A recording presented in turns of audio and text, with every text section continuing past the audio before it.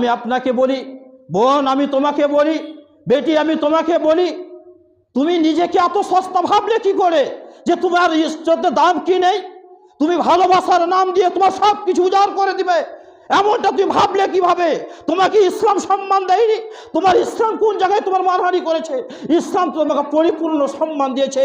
যেইখানে তোমার সম্মান ছিল না, তুমি লাঞ্ছিত, অপমানিত, বঞ্চিত ছিলে, যেইখানে তোমাকে সবাই ভোগ করতো, মনে করতো জাহিলি যুগে তুমি ভোগের বস্তু ছাড়া আর কিছু নাও। আজ বোন তুমি কিভাবে ভেবে নিয়েছো যে আমি একটা পুরুষের জন্য ভোগের বস্তু? তোমার ভালোবাসা এত সহজ? একটা যুবককে ভালোবাসতে গিয়ে তোমাকে উজাড় করে দিতে হবে? বড় আফসোস। বোন তুমি জানো না তোমার সম্মান ইসলামে কি দিয়েছে?